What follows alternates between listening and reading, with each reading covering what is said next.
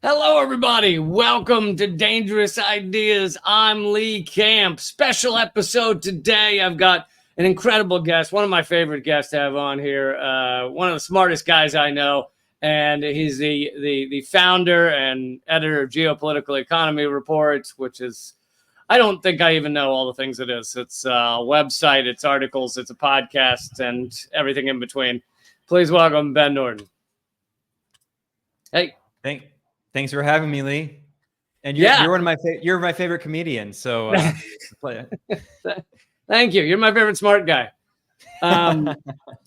So it's tough to know where to begin, but let's begin with this latest U.S.-backed coup attempt in Venezuela. I wanted to get kind of to the deeper issue of why it is that the U.S. has it out for Venezuela in such a kind of unique way. I mean, there's only a few countries in the world that the U.S. seems to go after with the same vitriol regularity as they do Venezuela. And you recently on your podcast spoke about how it's much deeper than just oil reserves, which is what I have often said, but there's a lot more to it.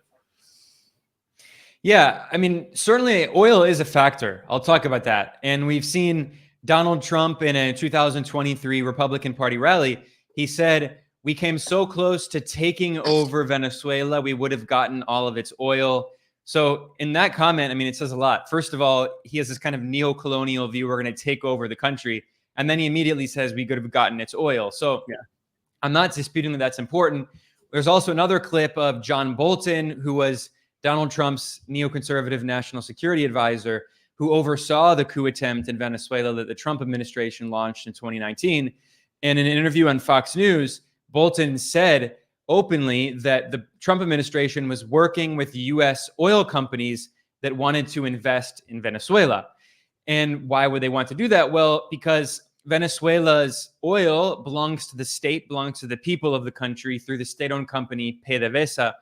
And the previous leftist president, Hugo Chavez, who died in 2013, he had kicked out all of the U.S. oil corporations and made it 100% state-owned. And of course, U.S. companies do want to get access to that oil. So that's certainly a factor. And Venezuela does have the world's largest oil reserves. But as you mentioned, it's not the only factor. In fact, a lot of people don't know that actually the U.S. is the world's largest oil producer. A big reason for that is the shale oil boom in the 2010s. And actually, Obama boasted about this. He was holding a meeting with a bunch of Republicans, and he famously said, when people on Wall Street, when I was in power, they complained. And he says, "Did you look at where your portfolio was when I started and where it was when I left? Just say thank you." And he also boasted of making the U.S. the world's largest oil producer. So the U.S. doesn't necessarily Shale oil boom was also the flammable tap water boom. So we got to have both. Yeah, exactly. So, and this is because of fracking, of course. So the devastating communities that have been hurt by fracking in order to make the U.S. the world's largest oil producer. Anyway, the point is that so it's not like the U.S. necessarily needs Venezuela's oil, but there are a few reasons why. First of all, inflation is obviously a very important issue, and we've seen in the U.S. that compared to the rest of the world, actually, inflation in the U.S. hasn't been that bad, but that might be surprising to a lot of people because obviously inflation in the U.S. has been pretty horrible. And for instance, Argentina right now, under this libertarian U.S.-backed leader, Javier Milei, they have over 200% inflation per year. The U.S. inflation after the pandemic peaked around 8 or 9% per year. So imagine, I mean, it's still pretty bad, but in other countries. But anyway, the point is that obviously inflation can be very destabilizing for a government. And Biden, leading up to the midterms in 2022, he actually took a lot of oil out of the Strategic Petroleum Reserve in order to try to bring down oil prices, gas prices before the elections, right? Because obviously one of the biggest contributors to inflation is energy prices, because you need gas to transport goods. If you're going to go buy food at the store, how are you going to get the food there? Well, they transport it on big trucks, and those trucks need oil. So when oil prices go up, food prices tend to go up, right? So this is one of the things that the U.S. is very concerned about. Even though it has a lot of oil and exports oil, it wants to maintain stability in global oil markets. And one of the ways doing that is pressuring other countries or ordering other countries to increase or decrease their oil production, depending on whether you want to increase or decrease the global oil price.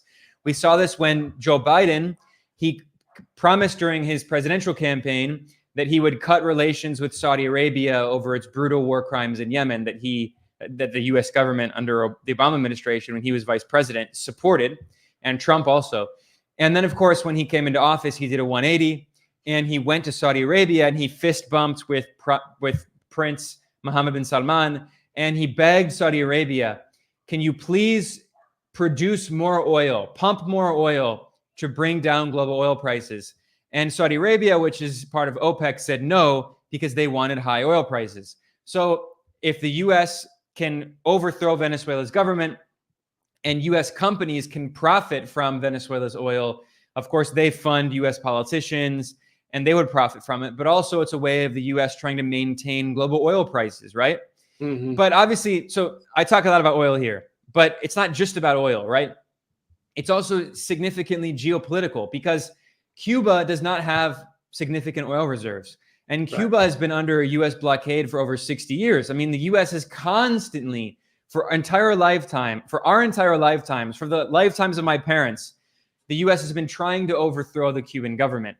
They tried to assassinate Fidel hundreds of times, and ultimately they got him with natural causes. Yeah, 638 times. There's a documentary about this.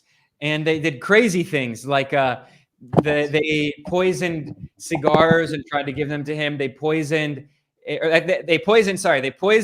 swimsuit, like a diving suit, because they knew that he liked to dive, and tried to poison him. They gave him an exploding cigar. And my favorite story, by the way, is that the CIA sent a female agent to Cuba to try to sleep with Fidel. And she fell in love with him and decided not to kill him. So, really? I didn't know that one. So anyway, obviously Cuba doesn't have significant oil or natural resources, but it does have a socialist government that is, the threat of a good example, with one of the best health systems in Latin America, with one of the best education systems, despite the fact that it's still a relatively poor country and has been under brutal sanctions and a brutal embargo for over 60 years. And then, of course, there's the geopolitical element. So Venezuela is a very close friend and ally of China, of Russia, of Iran, of many other countries that are part of the global south that are, targeted by the U.S., like Syria, like Zimbabwe, the DPRK, all of these countries that the U.S. is trying to overthrow and destabilize. Venezuela has been closely allied with them. And not just that, starting with the previous president, Hugo Chavez, who came to power in 1999, and he later declared the Bolivarian Revolution, named after Simon Bolivar. Who was Bolivar? He was the Venezuelan general who successfully overthrew Spanish colonialism and freed South America. And so in the Bolivarian Revolution, one of the key goals has been to build a multipolar world. Hugo Chavez was talking about this during his presidential campaign in 1998. Now we hear this word thrown around so much, multipolarity, multipolar world. He was talking about it over 20 years ago. And Venezuela has played an important role in helping to build many of these institutions. So Venezuela, although it's not technically part of BRICS, has always been supportive of BRICS and has participated as an observer in BRICS summits and has applied to join BRICS and likely will join soon. Venezuela, under Chavez and now under Maduro, has been a leader of Latin American regional organizations like the Community of Latin American and Caribbean States, the CELAC, which was created as an alternative by Venezuela and Cuba to the US-dominated Organization of American States, which is based in Washington, largely funded by the US. Fidel Castro in Cuba famously referred to the OAS as the Ministry of the Yankee Colonies. So, we see that Venezuela, along with Cuba, played a role in building alternatives so the U.S. cannot try to control Latin America. Venezuela also played a lead role in building an economic organization of Latin American unity, which is called the Bolivarian Alliance, the ALBA. And Venezuela created a currency. This was nearly 15 years ago now. over 15 years ago now, actually. Starting in 2007, 2008, Venezuela created a currency that was called the sucre that was used for trade in Latin America, so they didn't need the US dollar. And for a variety of reasons, it ended up, Chavez died in 2013. There were coups in other countries in Latin America. They lost some left-wing allies, and that project basically died. But it's another example of how prescient Venezuela was, because today de-dollarization has become a very hot topic all around the world. Brazil's president Lula da Silva says he wants to create a Latin American currency. Well, Hugo Chavez did that for a few years. So the point is that obviously oil is a significant factor, but it's not just that, because, if Venezuela were like Saudi Arabia and it had an obedient government that largely followed US orders, Saudi Arabia is now being a little more independent, but for most of Saudi Arabia's history, it just obediently did whatever the US wanted, and the US trained its leaders and its military.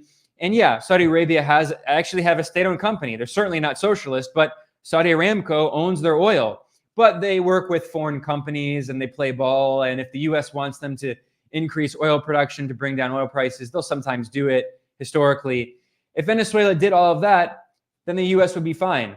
But of course, Venezuela doesn't do that. Venezuela is completely independent and sovereign. And the Bolivarian revolution started by Chavez, continued by Maduro, is expressly dedicated, they say it, to challenging the US empire and creating a new multipolar world in which countries in Latin America and Africa and Asia have an equal voice and cannot be crushed under the boot of Western corporate monopolies. And obviously, Western corporate monopolies run Western governments, so they're very angry about that.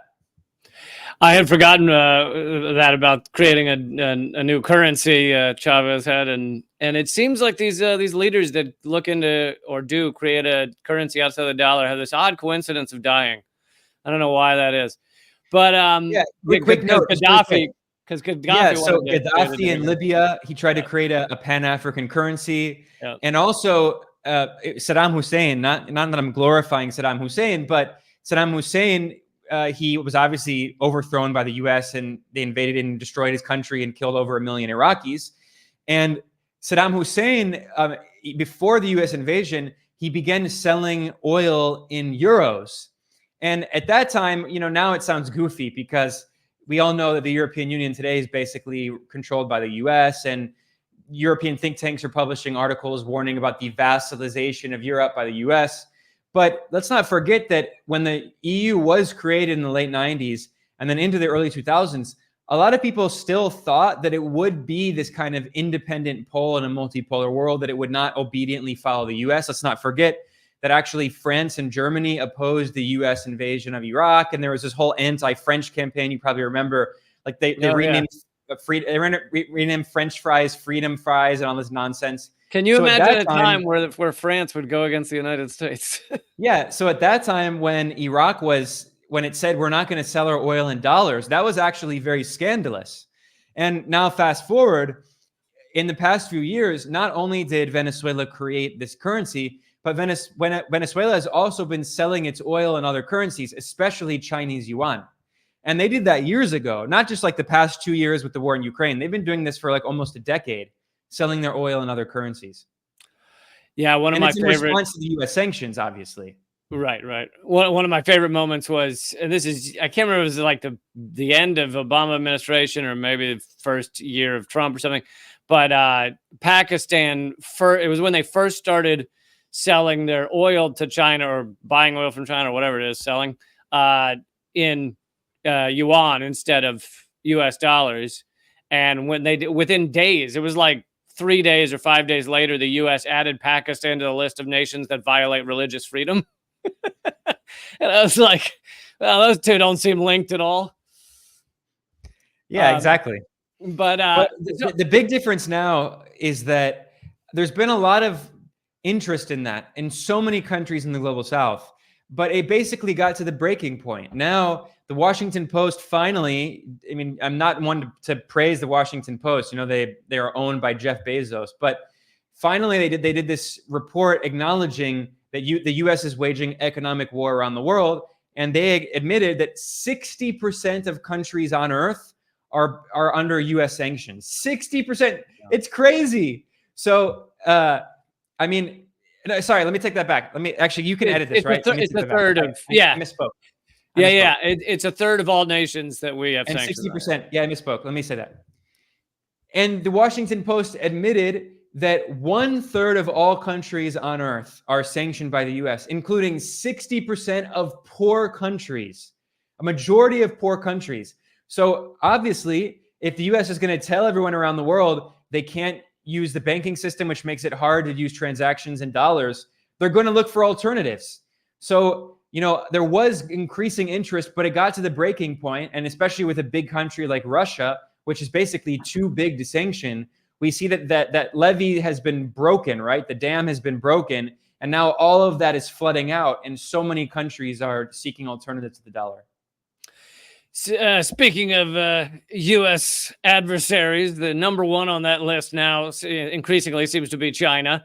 The U.S. views, the U.S. ruling elite, most of them view, harming or decreasing China's ability to keep growing as the key aspect to maintaining or grasping at U.S. hegemony. I just want you to talk for a bit about China's economy. And, one of the most fascinating things I think people ask a lot about is why China is able to do large infrastructure projects that it seems the United States is completely incapable of. Everything from bullet chains to China built whole hospitals in days during the pandemic. It's just a lot there that people look at and go, why is it China's capable of this and the U.S. is not? Well, the very simple answer is honestly because the government does it, because they're not relying on private companies to do it that only want to make money, right? Because if a company is going to do something, they're only going to do it if they're motivated by profits to do it. If it's not profitable to make high-speed rail because they're not going to make enough money, if it's not profitable to make public hospitals, they don't do it. So in the US, none of this stuff happens because infrastructure is actually not that profitable unless you can make a big toll booth and charge people money every time they use your road, which increasingly we see across the US, more and more toll booths, right? In China, of course, China has a mixed economy. They do have private companies, but when it comes to infrastructure, it's almost entirely state-owned. And this is something that people really do not understand about China. About 1/3 of China's GDP comes from what are known as state-owned enterprises, SOEs. It means state companies, government-owned companies, and they're concentrated in what's known as the commanding heights of the economy, the most strategic elements of the economy. So for instance, all of the major banks are owned by the state. The huge, massive banks, there's 4 big ones, are the 4 biggest banks on earth by total assets, and they're owned by the state. Furthermore, the big telecommunications companies are owned by the state. So whereas in the US, you have a few monopolies to choose from, Verizon and T-Mobile, whatever. In China, they're all state-owned. And in China, I have a phone plan, and I literally pay about $3, 21 yuan, about $3 per month for 20 gigabytes of data. It's like a joke. It's so much cheaper. Whereas in the US, you have these corporate monopolies and they charge you monopoly rents. They charge you $50, $60 at least a month, right?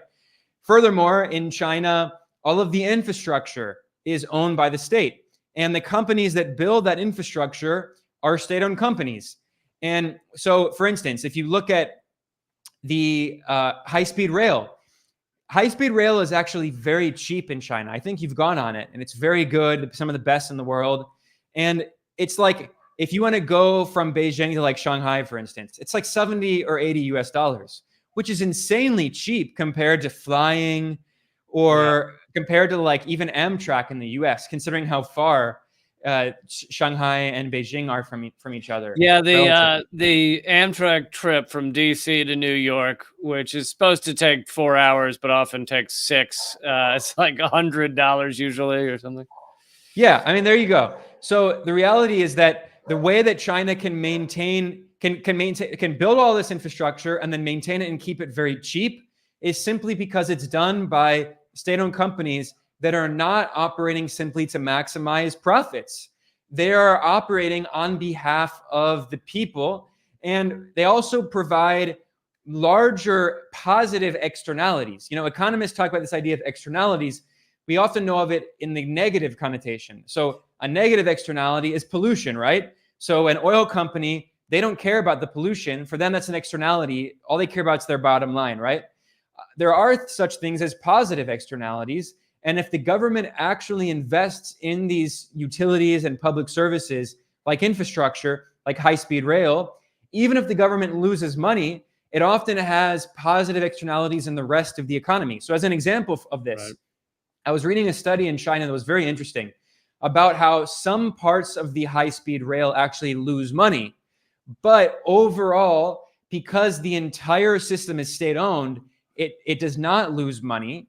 So unlike in Britain, for instance, the UK under Margaret Thatcher, the neoliberal queen, they privatized the railroads, right? Mm-hmm. And however, in some parts of Europe, actually, railroads are still state-owned, like the Netherlands, and they actually have much better results, whereas the privatized railroads have much worse results. However, what happened in the neoliberal era in the UK is they didn't privatize everything. They only privatized the profitable parts of the railroad infrastructure, and they kept the non-profitable parts controlled by the state. So literally, we see an example of the privatization of profits and the socialization of losses. In China, this is true. There are some parts of the railroad, like maintaining the physical infrastructure, because it's so capital intensive and they need to invest a lot, they lose money. But because they found that one of the most profitable parts of the railroad was actually the stations. And why is that? Because in the stations, they rent out a lot of space to businesses and restaurants that charge inflated prices. They charge you twice as much as the food would cost outside of the station, right? Right. So, but this, because the government is renting out those spaces, they are making the profit from renting that out. It's not private. And that profit balances the losses they make in other parts of the system. So China has created a system that creates larger benefits for the rest of the economy and supports other businesses and creates other jobs built around the railroad infrastructure. And even if they lose money in part of it, they don't care, because it's all about building a better economy for the people. Whereas in the US, even if one part of it is not profitable, obviously no company's not going to do it. So the government's not going to do that. And what we end up having is we simply do not have high-speed rail, period. California's been talking about this for decades. It just hasn't happened because it's not profitable, and because the government is not willing to actually, the government could try to do these things and lose some money, but if they wanted to actually make it profitable, they would have to go against these big companies and nationalize some of their property, which they'll never do. And there used to be a time in the United States where there was at least some of that. Most of our highway system was not built to be profitable, and going to the moon was not meant to be profitable. Yeah, that's absolutely right. FDR oversaw most of the very good infrastructure production in the US. And now, we have this big debate constantly where people talk about our infrastructure is falling apart. We need to build new infrastructure. Biden always boasts of the so-called bipartisan infrastructure law that he passed. That's the real name.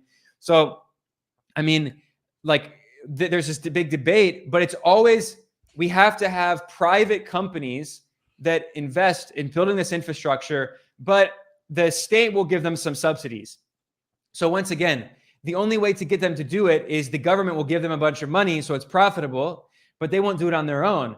And they talk about public-private partnerships, but there's a really good economist, Mariana Mazzucato, she's very mainstream economist. She's been an advisor for European governments. She's from Italy, but is in the US.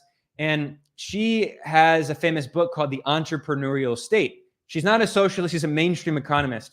And in this book, she talks about how this myth of the free market, even in the US, is not true.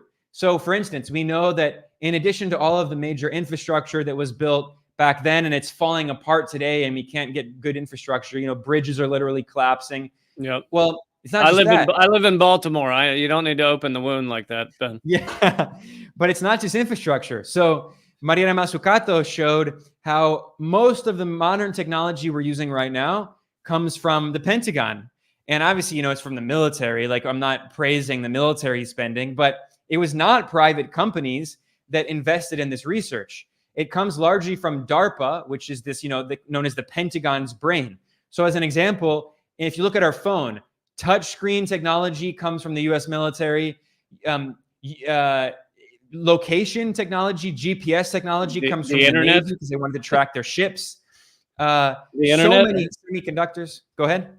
the internet. Yeah, the internet itself. So the government, this is the thing in the US is that we have privatization of profits and socialization of losses. And in China, they have socialization of profits and socialization of losses. Yeah. I guess I'll just wrap up with this.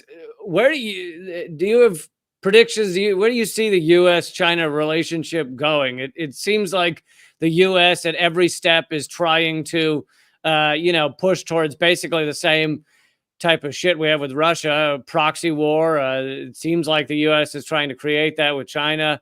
Of course, all these economic war efforts, tariffs, sanctions. Do you see anything slowing this path? Realistically, unfortunately not. The reality is that this is completely bipartisan. And, obviously it was Donald Trump that really started the trade war on China and really kicked the new Cold War into high gear. And his neoconservative former CIA director turned Secretary of State, Mike Pompeo, gave this infamous speech at the Richard Nixon Library in which he said that it was a mistake to normalize relations with China. And he basically called for overthrowing the Chinese government. So obviously, the Republicans are much more extreme, but the Democrats, they're not as openly extreme, but they basically share the same policy on China. And we've seen that Biden has continued all of Trump's policies. And actually, it was Obama that really started it, and then Trump kicked it into high gear. So Obama and the Hillary Clinton State Department, they declared a so-called pivot to Asia. And as our friend Brian Becker says, when they say pivot to Asia, they mean pivot to war in Asia. So pivot to war on China is what they meant. Yeah. And specifically, the whole idea was, okay, we're going to wrap up the wars in the so-called Middle East, which is West Asia, and we're going to move all those troops to East Asia off the coast of China, and we're going to plan for a war. And we've seen even some U.S. generals threatening war, saying that they think we're going to be in war as soon as 2025. I think that's, I think that's too soon. I think it's part of like this whole Mad Men strategy where they're trying to scare people in China. But unfortunately, both political parties have made it clear that they're hell-bent on this. And it's because, as Antony Blinken famously said in a speech where he called for shaping the strategic environment around China. That's the language he used. He means containment, a new Cold War and containment policy. And in that speech, he famously said, Russia's a short-term threat, but China is the biggest so-called long-term threat because China not only has the will, but the means to transform the global system.